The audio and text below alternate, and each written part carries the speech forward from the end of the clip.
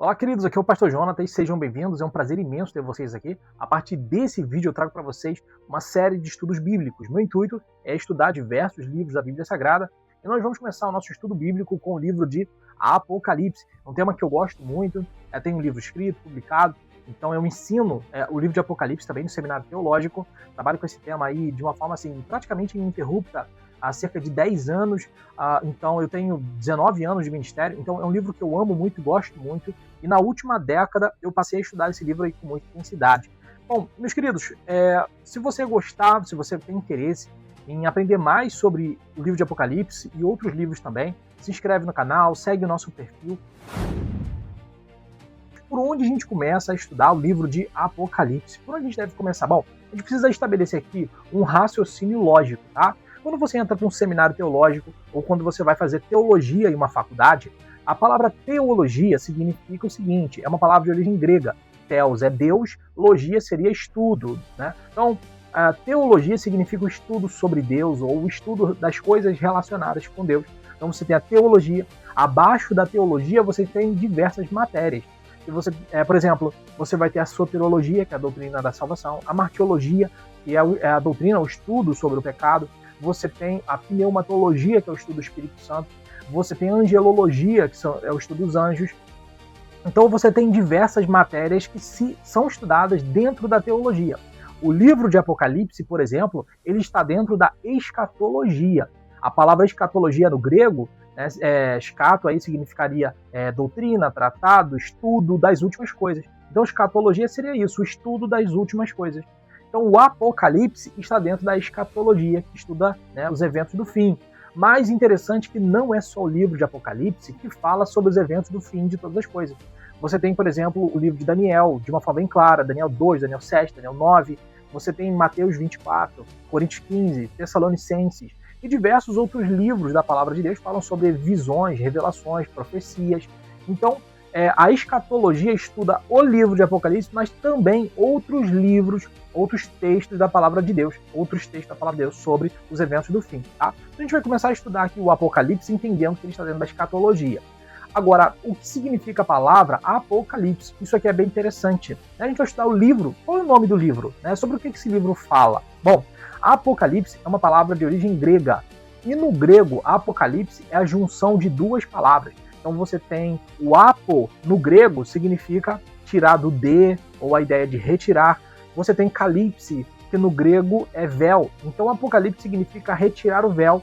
Tá? Então, qual é o sentido aqui de Apocalipse? Quando o véu é tirado, algo é mostrado. Quando o véu é tirado, algo é revelado.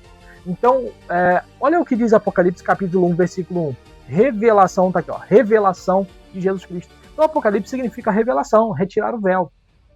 Então o livro de Apocalipse, isso mostra que não é um livro para ficar oculto, para ser incompreendido, mas é muito pelo contrário. É um livro que, mediante a ação do Espírito Santo, que Jesus fala lá no Evangelho de João, que nos guia toda a verdade, é um livro para nós compreendermos, para nós termos uma revelação dos eventos do fim de todas as coisas. Então, no livro de Apocalipse, a gente vai ver as cartas às 7 igrejas, uma visão ali que João tem do trono de Deus, seres viventes, você tem os 7 selos, as 2 testemunhas, você tem as 7 trombetas, depois as 7 taças, Armagedon, o retorno de Jesus em Apocalipse capítulo 19, você tem o julgamento das nações, você tem o milênio, depois você tem o julgamento do grande trono branco, depois você vai ter a eternidade futura. Então tudo isso está dentro do livro de Apocalipse. Mas lembrando de novo, não é só o livro de Apocalipse que fala sobre os eventos do fim, outros livros da Bíblia também falam.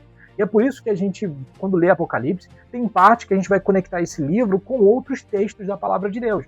Tem uma parte aqui no livro de Apocalipse que ela é bem simbólica, então a gente precisa estudar o texto original, a gente precisa muitas vezes tentar compreender qual era o significado desse símbolo lá no tempo do apóstolo João, tá? Então a gente vai procurar compreender muita coisa de uma forma correta. Meus queridos, então, Apocalipse está dentro da escatologia e significa basicamente revelação. Aí o texto bíblico, lembrando que esse aqui é um estudo bíblico, a gente precisa ler o texto bíblico. O versículo 1 fala, revelação de Jesus Cristo, o Messias, Yehoshua HaMashiach, que Deus lhe deu para mostrar aos seus servos. Então o pai entregou essa revelação para o filho, e o filho traz essa revelação a nós, os seus servos, para mostrar aos seus servos o que em breve deve acontecer. Tá? Então isso aqui fala de futuro, né? Porque em breve, breve não é ontem, né? O que aconteceu ontem é breve? Não, é o que vai acontecer daqui a pouco. Então, em breve deve acontecer. Essa é a linguagem utilizada por João aqui. E ele continua. Deus a tornou conhecida, enviando-a por meio do seu anjo ao seu servo João, que testificou em todas as coisas, que viu a palavra de Deus, o testemunho de Jesus Cristo. Bom, olha só, gente, que João que é esse aqui? Olha, é meio complicado, porque é o seguinte, olha, tem um certo debate a respeito do tempo em que o livro de Apocalipse ele foi escrito. Agora, eu preciso, gente, botar o pé no chão aqui. Eu não posso adaptar a palavra de Deus àquilo que eu quero acreditar. Eu tenho que acreditar naquilo que a palavra de Deus me diz. E, além disso, eu tenho que utilizar, sim, fontes arqueológicas, fontes históricas. Mas, por exemplo, o bispo Irineu de Lyon, que viveu de 130 até 202 depois de Cristo, quem foi o bispo Irineu de Lyon? Ele foi discípulo do bispo Policarpo de Esmirna, sendo que o bispo Policarpo foi o discípulo direto do apóstolo João. Então eu estou numa fonte aqui, é a que mais existe, é a fonte fidedigna, assim, extrabíblica, mais fidedigna a respeito da datação em que foi escrito o livro de Apocalipse. Então hoje aí chega muita gente em 2026, falando, não, eu não acredito nisso. Não, tem fonte histórica, tem fonte arqueológica, tem uma fonte extrabíblica do bispo Irineu de Lyon, que viveu entre 130 e 200, até 202 depois de Cristo. Ele foi discípulo do bispo Policarpo, que foi discípulo do apóstolo João, né, que foi discípulo direto de Jesus. Então, às vezes, hoje em dia, tem os chamados haters, né? A mente do cara já determinou o que ele quer acreditar, não consegue abrir, às vezes, muitas vezes, o entendimento para algo lógico, né? Estou falando aqui assim, de uma datação a mais fidedigna que existe. Então, o bispo Irineu de Lyon, que viveu nessa época, ele escreveu o seguinte na sua obra, o livro 5, no capítulo 30, na sua obra Contra Heresias, porque falsos mestres, falsas doutrinas estavam surgindo ali já no primeiro século, né? Ele escreveu o seguinte nesse livro: o Apocalipse foi visto não há muito tempo, quase em nossa geração, no final do reinado de Domiciano. Olha que interessante. Quem foi Domiciano? Quem foi esse rei? Bom, Domiciano foi o rei, foi o imperador romano do período de 81 a 96 depois de Cristo. Então, Irineu, bispo de Lyon, discípulo de Policarpo, de Esmirna, da cidade de Esmirna, discípulo de João, direto ali, ele fala sobre isso, que foi Domiciano, o reinado de Domiciano. Domiciano foi imperador romano dos anos 81 a 96 depois de Cristo. E aí ele fala que o livro de Apocalipse foi escrito no final do reinado de Domiciano. Alguns falam ali entre 95 e 96, que é o final do período ali, final do reinado dele. Pode ser ali 94, 95, 96 depois de Cristo. Então, tem gente que tenta adaptar a sua escatologia pessoal, ignorando fontes históricas, ignorando fontes arqueológicas, e não, eu vou acreditar no que eu quero acreditar. Ok, logicamente você pode acreditar que a Terra é plana, você pode acreditar sei lá, no Coelho da Páscoa, no Papai Noel, você pode acreditar em muita coisa. Eu, aqui nesse estudo sério, eu vou utilizar uma fonte arqueológica, e não apenas o bispo Irineu, por exemplo, diversos outros autores, ali, os pais apostólicos, né? Depois nós tivemos pais apostólicos, até os pais teólogos, que é Agostinho de Hipona. São 3 tipos de categoria de pais da igreja, que agora me falha o nome, só estou lembrando agora de 2, que são os pais apostólicos e os pais teólogos, ali dos primeiros anos da história da igreja. Mas olha o que outros autores aí patrísticos escreveram, por exemplo, Clemente de Alexandria, Eusébio de Cesareia, Jerônimo, que traduziu a Bíblia do grego, né, para o latim, né? E sendo que Jerônimo viveu ali em Israel, em Jerusalém, acho que cerca de 30 anos, ele conhecia os textos originais. Então, Vitorino de Pato também falou sobre o livro de Apocalipse no final de Domiciano, nesse período ali que, por exemplo, Irineu fala. Então ele fala aqui, ó, João, que João é esse? O apóstolo João, discípulo direto de Jesus, um dos 12. Provavelmente ele era muito novo, né, quando ele foi chamado por Cristo, ele está no final da sua vida. E a datação do livro de Apocalipse que eu estou falando para vocês é essa, meus queridos. Eu hoje, em 2026, vou utilizar uma outra lógica para concordar com aquilo que eu já acredito. Não, você é livre para acreditar no que você quiser. logicamente. Mas estou utilizando fontes históricas, fontes arqueológicas, autores patrísticos da história da igreja que a gente tem documentos até hoje, tá bom? Então, você é livre para acreditar no que você quiser, né? E eu falo isso, gente, com amor e carinho, porque, nosso Deus, o que aparece de hater, o que aparece de gente com... Não, né? Só falta manifestar a potestade ali, ficar endemoniado, né? Fica com raiva mesmo, fica com ódio, né? Então, gente, olha, se alguém apresentar um outro argumento, não, eu tenho uma fonte anterior a de Leão. Gente, a fonte mais antiga dos registros históricos é essa. Ah, eu tenho uma outra fonte mais antiga. Ok, me manda essa fonte e coloca aqui nos comentários. Eu quero argumentos, né? Nós queremos argumentos. Nós queremos né? O apóstolo Paulo escreveu, nós nada podemos contra a verdade, senão pela verdade. Quero argumentos, e não opiniões. É isso que eu estou trazendo para vocês. O argumento, documentos históricos, fontes arqueológicas, eu trago para vocês. Precisei falar disso, precisei. Agora eu vou voltar ao texto bíblico, né? Aí você fala assim, meu Deus, o objetivo aqui é ser um estudo bíblico. Mas, gente, eu preciso dar embasamento para vocês, né? Dar conhecimento para vocês. O povo é destruído, Oséias fala lá no Antigo Testamento, meu povo é destruído pela falta de conhecimento, né? Então, quando você não tem o conhecimento correto, falsos mestres, falsos ensinos, falsas doutrinas, elas vão entrar na nossa mente e vão tentar corromper nosso coração. E o objetivo final de todas essas corrupções é nos levar a desacreditar na palavra de Deus, né? E essa é a apostasia aí do fim dos últimos tempos, que também o apóstolo Paulo escreveu, né? Bom, que testificou todas essas coisas, que viu a palavra de Deus e o testemunho de Jesus Cristo. Ele foi testemunha ocular de Jesus. Então ele fala, ó, bem-aventurado aquele que lê em voz alta, né? Tá na Nova Versão Internacional. Bem-aventurado que lê, que medita, né? As palavras dessa profecia. Então, ler o livro de Apocalipse é uma bem-aventurança, é uma promessa. E bem-aventurados aqueles que ouvem e guardam as coisas nela escritas. Então, tem promessas de bênçãos de Deus para quem ouve e guarda, né? Pois o tempo está próximo. Bom, é bem interessante, né? Porque ali no ano 95, 96, já se passaram mais de 2000 anos. E assim como é que eu posso dizer para vocês? Assim, é uma linguagem que o apóstolo João e da igreja do primeiro século, eles acreditavam muito na teoria ou numa linha de pensamento teológica do amilenismo. Quando as pessoas falam assim, qual foi a primeira corrente de pensamento escatológica da história da igreja?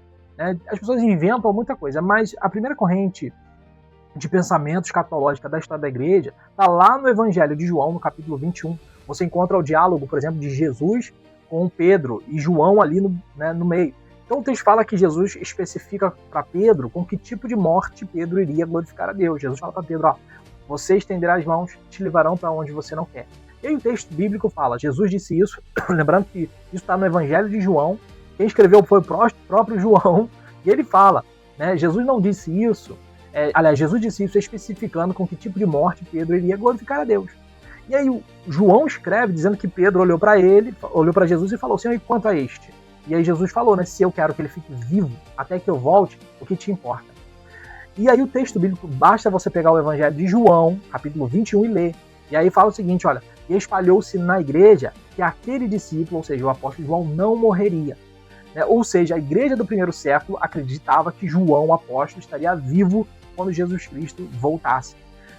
Só que o texto bíblico vai dizer lá no Evangelho, o próprio João ele escreve dizendo, mas Jesus não disse isso. Mas da igreja se espalhou isso. Alguns falam que quem espalhou provavelmente foi o próprio Pedro, o apóstolo Pedro, que João estaria vivo quando Jesus Cristo voltasse, né? Bom, e também fica a fé, né, de toda geração que guarda as profecias desse livro, que crê nas promessas desse livro, que toda geração ela crê que ela vai ser a geração, né, que vai ver a segunda vinda de Cristo, que vai passar pelo arrebatamento. E aí vem uma outra questão, porque eu sei que vai aparecer gente falando assim, não, na Bíblia não tem arrebatamento. Gente, a palavra utilizada para arrebatamento, lá em Coríntios 15, é a palavra grega harpazo. E essa palavra harpazo, você vai encontrar ela também lá no momento da transladação de Filipe, quando ele batiza o eunuco etíope. E aí ele está no lugar, ele some e aparece em outro lugar. Então essa mesma palavra é utilizada quando o apóstolo Pedro, em Coríntios 15, ele vai dizer, eu digo um mistério, nem todos dormiremos, mas no momento, no abrir e fechar de olhos, ao soar da última trombeta de Deus, lembrando que a festa das trombetas, o chamado Rosh Hashanah, também, né, conhecido dessa forma, mas a festa das trombetas, de uma forma específica, ela era celebrada pelos judeus com 100 toques de trombeta. 3 sequências de 33, aí você tem que entender cultura judaica, né? A festa das trombetas era 3 sequências de toque de 33, e o último toque, o 100º, é um toque longo. A festa das trombetas, você vão encontrar ela lá em Levítico, capítulo 23. E agora que eu falei isso para você, basta você estudar a festa das trombetas, como é que ela era celebrada. Está lá em Levítico 23 como uma das 7 festas sagradas. Aí você vai entender que cada uma dessas 7 festas se realiza em Jesus. Jesus foi morto na Páscoa, sepultado nas primícias, ressuscitou, morto na Páscoa, sepultado nos ázimos, pães sem fermento, ressuscitou nas primícias, o Espírito Santo foi derramado em Pentecostes. Essas 4 festas de Levítico 23 se realizam em Jesus. Falta se cumprir 3, que são trombetas, expiação e tabernáculo. Trombetas. Por isso que Paulo fala só da última trombeta. Ele está falando uma referência à festa das trombetas, que era 100 toques de trombeta. Por isso que ele fala o último trombeta, ou seja, toque longo.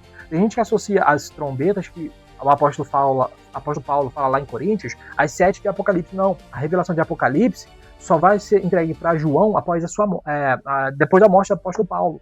Então o apóstolo Paulo, quando ele fala da última trombeta, o contexto histórico da época nos leva a entender que existia a festa das trombetas, que é uma das 7 festas de Apocalipse. E aí depois você tem a expiação, que é o retorno de Cristo, e tabernáculo, né, que fala, né, do estabelecimento do milênio e também da eternidade futura, né?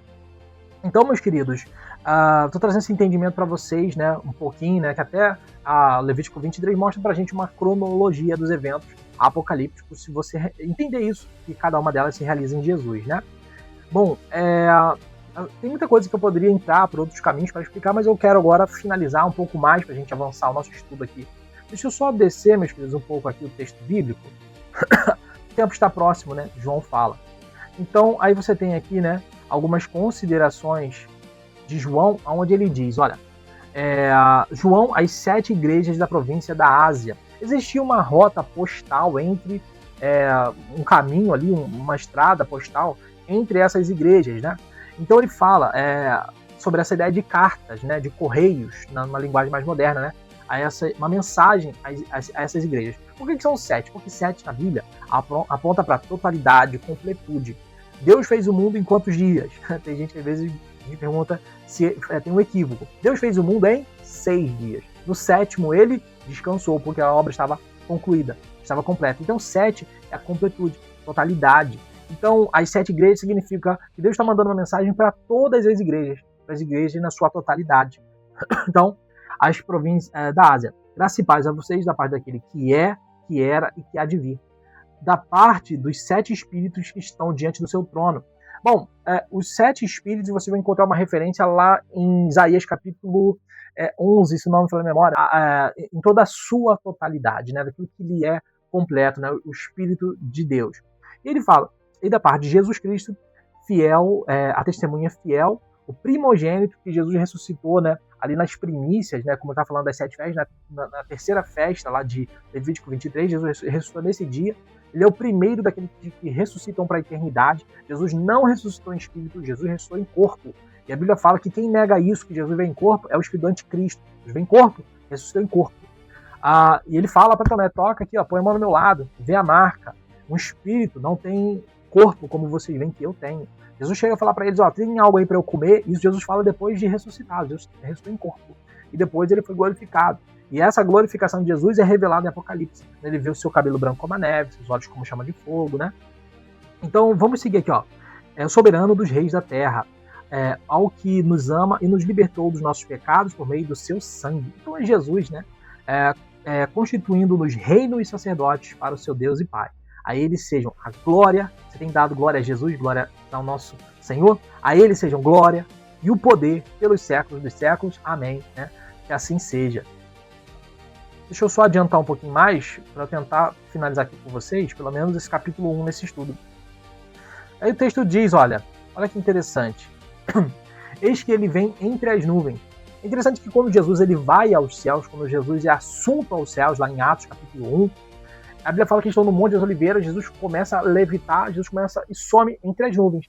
E aí 2 anjos aparecem e dizem, varões, por que vocês estão olhando para o céu? Da mesma forma que vocês o viram subir, literal, ele vai voltar. Então o texto agora de João está dizendo, ele vem entre as nuvens. Todo olho o verá. Né? Então não é simbólica a volta de Jesus, todo olho verá. E lá em Atos fala, como vocês o viram, foi visível, literal, ele vai voltar. E aí ele continua dizendo, até mesmo aquele que os transpassaram, e todas as tribos da terra se lamentarão por causa dele, que não seguiram os preceitos da palavra de Deus, não creram em Jesus. Assim será, amém, ele afirma. E aí Jesus fala, eu sou o alfa e o ômega, né? Diz o Senhor Deus, que é, que era e que há de vir, o Todo-Poderoso. Então olha só, alfa e ômega são as primeiras e últimas letras do alfabeto grego. Então a gente entende que a Apocalipse utiliza uma simbologia grega. Guarde isso, isso é muito importante. Alfa e o ômega são a primeira e a última letra do alfabeto grego. Isso é um fato. Então, existe uma simbologia grega, uma lógica, né? Diz o Senhor Deus. Tem gente que diz que Jesus não é Deus, né? Tem uma seita que fala que Jesus não é Deus. Ele fala, o Senhor Deus, que era, que é e que há de vir. Tem gente que fala, não, Deus é o Deus todo-poderoso. Jesus é só poderoso. Já ouvi isso de uma seita. Quem está dizendo? O todo-poderoso, que tem todo o poder. Jesus. Alguém fala aqui, ó, todo-poderoso. Alguém semelhante a um filho de homem. Eu, João, irmão e companheiro de vocês no sofrimento e no reino, perdão, e perseverança em Jesus, estava na ilha de Patmos, por causa da palavra de Deus e do testemunho de Jesus. Então, historicamente, os primeiros pais da igreja relataram isso, que João, o apóstolo, quando ele estava muito idoso, já ali no ano 95, 96 d.C., pegaram ele e falaram, resumidamente, nega o nome de Jesus, senão a gente vai te jogar no óleo fervente. E aí a tradição conta que quando eles pegaram o apóstolo João, lançaram ele no óleo fervente, não causou nele dano nenhum. E por isso eles falaram, bom, já que ele não morre, vamos exilar ele lá na ilha de Patmos.